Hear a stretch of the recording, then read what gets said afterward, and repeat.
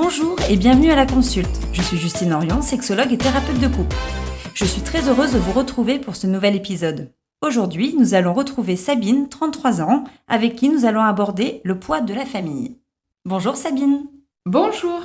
Sabine, est-ce que vous pouvez nous expliquer un petit peu ce qui a motivé le fait de prendre un rendez-vous chez un sexologue, s'il vous plaît ? Je suis venue voir une sexologue parce que j'avais des problèmes dans mes relations avec les hommes. J'ai pas eu une enfance évidente avec une mère assez omniprésente et assez castratrice. On m'a toujours cassée étant enfant, toujours dit que je ne valais rien, que je n'y arriverais jamais, que j'étais moche, que j'étais trop grosse, que je ne pouvais pas plaire. Et donc, aucune confiance en moi. Très difficile pour moi d'aller vers les autres. Alors, je suis quelqu'un d'extrêmement sociable dans la vie. Mais dès qu'on passe dans la sphère intime, pour moi, c'est extrêmement compliqué d'aller vers les autres. Nous étions une famille d'agriculteurs, petits-enfants d'agriculteurs, arrière-petits-enfants d'agriculteurs des deux côtés. Donc, j'ai deux frères qui ont repris l'exploitation familiale. Mes parents étaient un couple extrêmement fusionnel qui vivait dans leur bulle et les enfants gravitaient autour. Et il était parfois difficile pour nous de réussir à percer leur bulle et de vivre avec eux. Ma mère m'a toujours dit que avant d'être une mère, c'était avant tout une femme. Et voilà, on était vraiment laissés de côté. Mes frères avaient un rapport plus facile avec mon père parce que il y avait le métier, la passion du métier de l'agriculteur, etc., qui faisait qu'ils se rapprochaient.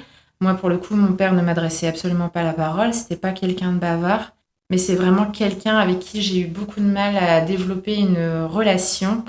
J'étais jamais assez bien et la technique d'éducation de mon père était beaucoup l'humiliation, la sévérité.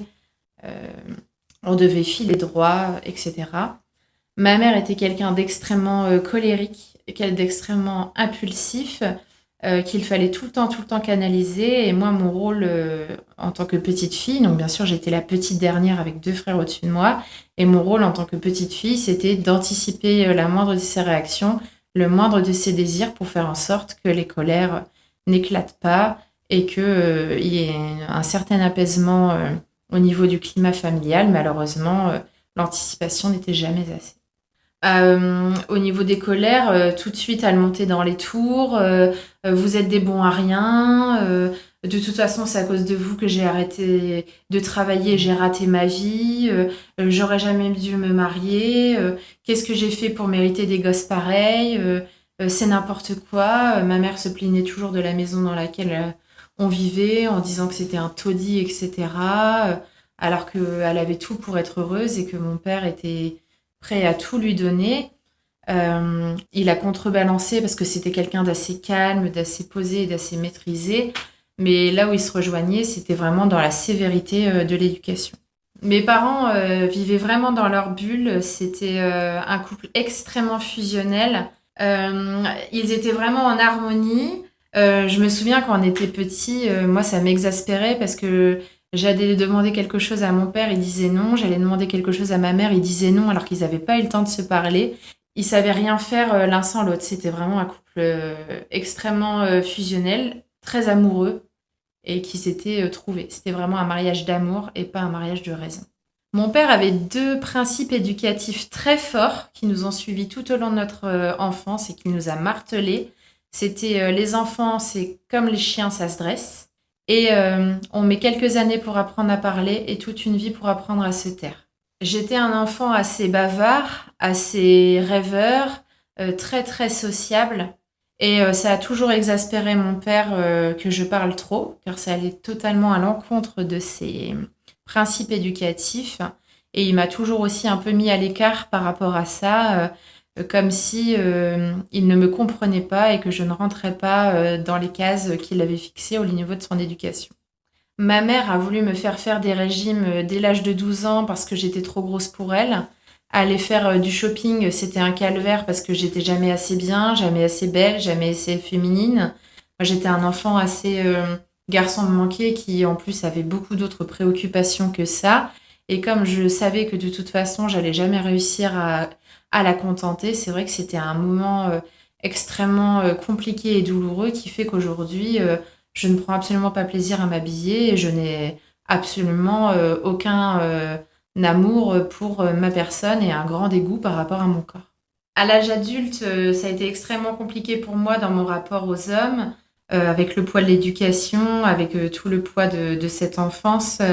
J'ai jamais été en couple, j'ai jamais réussi à trouver quelqu'un. Pour moi, je ne pouvais pas du tout être aimée et personne ne pouvait s'intéresser à moi. Ce qui fait qu'à 33 ans, je suis dans cette quête de l'amour. J'espère qu'un jour, j'arriverai au bout de cette quête, mais pour l'instant, c'est une page blanche. Je sais pas si ma mère voulait que j'ai quelqu'un, mais dans la manière dont j'ai été élevée, etc., j'ai toujours été l'esclave de la maison. J'ai toujours dû être au service de tout le monde. Le rôle de la femme, c'est vraiment d'être au service de l'homme, remplir tous les désirs de l'homme. Et il n'y a pas de place pour les rêves de la femme, il n'y a pas de place pour les désirs de la femme. Et je pense que cela a énormément joué. Et en plus, ma mère me voyant tellement comme une ratée et comme quelqu'un qui ne pourrait jamais séduire personne, bien sûr que dans sa vie, je pense qu'elle s'est toujours dit Sabine n'aura jamais d'enfant, Sabine ne sera jamais avec quelqu'un. De toute façon, Sabine, elle doit être là pour les autres, et puis c'est tout. Juste après le bac, j'ai été amenée à faire des études juridiques. Ma mère m'y a grandement poussée parce qu'elle avait elle-même suivi ce parcours. Ensuite est arrivée l'année du master. Je ne savais pas exactement ce que je voulais faire. Ma mère m'a grandement aidée à partir à Rennes pour faire un master qui ne m'a absolument pas plu et qui ne correspondait absolument pas à ce que je voulais faire. Je suis restée 2 ans là-bas. Mon père est tombé malade en plus cette année-là. Donc moi qui ai toujours été élevée avec l'idée qu'il faut prendre soin des autres, qu'il fallait que je sois là en permanence pour régler tous les problèmes et pour anticiper, ça a été 2 années extrêmement compliquées. J'avais mon linge dans ma valise qui restait dans ma valise toute la semaine et je n'ai jamais investi les lieux comme si j'étais une intrue, un imposteur dans un appartement qui n'était pas chez moi. Au collège, on avait des fêtes, hein, bien sûr, famille de l'aristocratie. Donc, fête oblige pour rencontrer un maximum de personnes de l'aristocratie et obtenir le plus beau pédigré et le plus beau mariage. Donc soirée organisée par les mères avec nos copains d'école qu'on se tapait déjà toute la semaine et qu'on revoyait le week-end. Ado avec toutes les problématiques de l'adolescence, pas bien dans son corps, pas bien dans sa tête, devoir apprendre à danser le rock, qui est quand même une danse où on doit être en proximité avec l'autre, des personnes qu'on peut pas blairer dans la vraie vie. Et c'était extrêmement compliqué. Donc quand j'étais étudiante à Rennes et après à Lille, c'est vrai que je sortais très très peu. Je n'ai pas côtoyé grand monde, comme si le fait de sortir était un interdit et que je ne pouvais pas m'autoriser à faire cela. Au niveau de l'éducation, sachant qu'en plus, éducation aristocratique, ce qui était encore plus compliqué, c'est que malheureusement, on ne pouvait pas prétendre aller avec n'importe qui. Il fallait forcément trouver quelqu'un d'une bonne famille. Un petit 2 devant, c'était encore meilleur. Et moi, en fait, ces personnes-là, c'était des personnes qui étaient à 20 000 lieues de mes principes, des choses en fait qui m'intéressaient. Et c'est extrêmement compliqué parce que je sais parfaitement que ce n'est pas le genre de partenaire avec qui je suis capable de m'épanouir et avec qui j'arriverai à déployer mes ailes et à être heureuse. Ce genre de vie, c'est pas forcément quelque chose qui me faisait rêver, mais en fait, dans ma construction, j'ai toujours été modélisée là-dedans. Et en fait, il y a cette grande interrogation aussi de pourquoi je n'y arrive pas. Pourquoi tout le monde et pas moi? Et j'assiste à des mariages, je vois les jeunes filles se marier, elles sont épanouies, ça a l'air d'être le plus beau jour de leur vie. Et quand je les regarde, à la fois je me dis franchement, j'ai pas envie de cette vie-là, une vie de femme, faire la popote, bobonne à la maison. Au final, j'élève mes enfants selon des critères bien établis. Je ne sors pas des clous, il y a des règles qui sont imposées. Et en fait, où sont les rêves de la femme? Où sont ses aspirations? Il y en a pas du tout. Mais d'un autre côté, c'est compliqué de se dire, j'ai toujours baigné là-dedans, tout le monde y arrive et moi, je n'y arrive pas. Qu'est-ce qui cloche chez moi? Qu'est-ce que je fais de mal? Il y a vraiment une dualité entre ses aspirations et en fait le poids de l'éducation et la chaîne et le boulet qu'on traîne tout au long de sa vie. J'ai regardé une série la dernière fois qui m'a beaucoup parlé et émue. Dans cette série, la personne dit Tu sais peut-être ce que je recherche, mais tu ne sais pas ce que je veux. Et je trouve que cette phrase par rapport aux enfants qui sont nés dans ce milieu aristocratique est totalement vraie. C'est-à-dire qu'en fait, on est catégorisé dans un moule, on est tiraillé entre nos propres volontés et ce qu'on nous a éduqués. On veut absolument rester dans le moule parce que c'est quelque chose qu'on connaît, mais en même temps, on est tiraillé vers l'extérieur et c'est quelque chose qui nous fait peur car on sait que c'est l'interdit. J'ai eu une mauvaise expérience avec une personne que je connaissais, un proche de la famille. Donc, situation pas évidente car on s'y attend pas. Et un soir, nuit noire, je me retrouve dans une voiture avec une personne proche de la famille, une personne que je connais depuis toujours. Et je me retrouve piégée dans cette voiture avec cette personne, logiquement en tout bien tout honneur, qui me saute dessus et qui me prend par surprise. Sur le coup, j'ai pas réagi. Il y a plusieurs choses qui me sont passées par la tête, notamment le fait que tu vois le genre de personne qui s'adresse à toi, tu vois le genre de personne qui s'intéresse à toi, jamais tu pourras avoir mieux. Et à ce moment-là, je me suis dit, et pourquoi pas? Parce que si avec lui ça ne va pas non plus, avec qui ça pourra aller, ça ne marchera jamais. Au final, j'ai fini pour quand même pas retrouver mes esprits en me disant je préfère qu'il ne se passe rien plutôt qu'il se passe ça. Donc j'ai fini par arrêter la personne qui a eu beaucoup de mal à comprendre et à s'arrêter. Et c'est vrai qu'au niveau de ma construction, ça ne m'a vraiment pas aidée parce qu'en plus, c'est une personne qui a une énorme différence d'âge par rapport à moi, proche de la famille. Et je me suis vraiment retrouvée dans une situation où en fait, j'ai plus culpabilisé de ma non-réactivité plutôt en fait que de l'acte en lui-même et de l'agression que cette personne m'a infligée. J'ai eu beaucoup de mal à mettre des mots là-dessus, mais maintenant je suis capable de dire que oui, c'était une agression. Par la suite, j'ai essayé les applications de rencontres, donc dans ma situation extrêmement difficile, parce que les applications de rencontres, on croise beaucoup de personnes qui ne sont pas toujours bienveillantes. On est vraiment un bout de viande choisi sur un catalogue. Donc c'était extrêmement compliqué déjà d'avoir la sensation qu'on pouvait séduire et plaire à quelqu'un. Que dire à ces hommes que je rencontre? Comment essayer de rentrer dans la séduction? Moi qui n'ai jamais su séduire et qui avait toujours été élevée dans l'idée que de toute façon je ne séduirais jamais personne. Jusqu'au jour où j'ai fini par rencontrer une personne hyper bienveillante avec qui, au final, j'ai beaucoup discuté. Et là, je me suis dit, et pourquoi pas? Même si, au final, je sais qu'il n'y aura pas de relation derrière et que ça sera de l'éphémère, pourquoi, moi, j'aurais pas le droit d'essayer? Donc, j'ai été voir cette personne. Je lui ai laissé sa chance. Malheureusement, nous avons essayé de coucher ensemble. J'ai eu la chance de tomber sur quelqu'un, comme je vous le disais, d'extrêmement bienveillant, doux, qui a su vraiment être à l'écoute. Mais là, patatras, le cerveau ne se débranche pas et malheureusement, malgré plusieurs tentatives, nous n'avons jamais réussi à coucher ensemble. Nous avons essayé la pénétration, mais mon corps ne voulait pas, il n'a jamais réussi à s'introduire. J'ai été extrêmement gênée face à lui parce que franchement, sentiment de frustration, sentiment de honte et de gêne par rapport à lui, de le laisser comme ça sur le carreau. Qu'est-ce qui fonctionne pas chez moi? Est-ce que j'ai un problème? Je dois forcément avoir un problème physiologique qui fait que je ne suis pas faite comme les autres.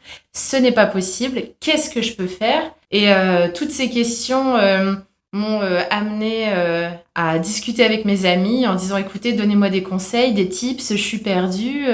J'ai enfin essayé de sauter dans le vide et au final, même quand je saute dans le vide et que j'essaie de débrancher le cerveau, ça marche pas. Donc là, qu'est-ce qui se passe jusqu'à ce que j'ai une amie qui me dise et pourquoi tu n'irais pas voir une sexologue? Elle peut t'aider, il n'y a pas de honte, il faut que tu en parles avec une professionnelle qui pourra t'apporter des réponses. Ce qui est compliqué en plus à mon âge, 33 ans, une page blanche, jamais connu aucun homme.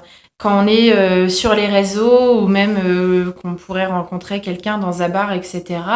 Déjà, j'ose pas draguer parce que je sais que je vais avoir des difficultés à plaire. Mais en plus, assumer le poids de ce statut dans une société hyper sexualisée où au final à 17 ans, si vous n'avez pas perdu votre virginité, vous n'êtes pas normal, c'est extrêmement compliqué. Et plus on avance en âge, plus c'est quelque chose qui est extrêmement difficile à avouer, qui peut être extrêmement difficile aussi à comprendre. Beaucoup d'hommes, au final, ne réagissent pas forcément bien, ou alors une réaction de « Sérieux, t'as jamais rien fait ?» Et malheureusement, comment réussir à mener la chose avec les bons termes, comment réussir à se sentir compris et surtout comment ne pas culpabiliser et ne pas avoir l'impression qu'on a un problème et qu'on est vraiment différent des autres. Donc suite à toutes ces péripéties, me voilà enfin avec mon rendez-vous en poche pour aller voir la sexologue.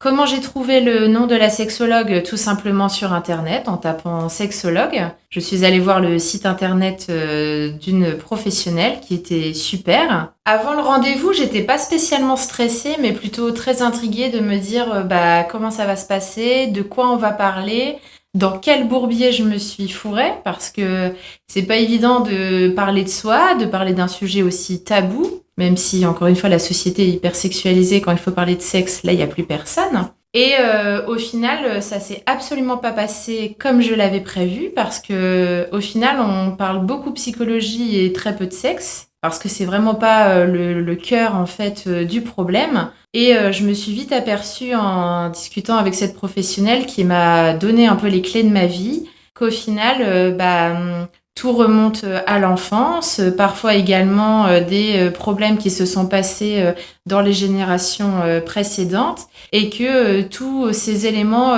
mis à bout, en fait, montrent que c'est pas nous le problème et qu'il y a des solutions. Et le fait de pouvoir avoir un regard extérieur, de pouvoir aussi en parler en se déculpabilisant et en ayant vraiment une grande liberté de parole et une grande écoute, déjà ça aide énormément. Pouvoir poser des mots sur ce qui s'est passé, c'est extrêmement valorisant et c'est beaucoup plus facile. Et à la fin du rendez-vous, on sort en se disant « Waouh, en fait, je vais peut-être y arriver ». Au final, tout s'explique par le poids de la famille, l'omniprésence de ma mère, la gardienne du temple, qui au final cadenasse l'aspect plaisir de ma vie. Je suis son bâton de vieillesse. Mon père est mort il y a quelques années et il faut toujours que sa fille, qui a toujours été là pour elle depuis le début, qui était à son service, qui était esclave, continue à lui donner de l'amour,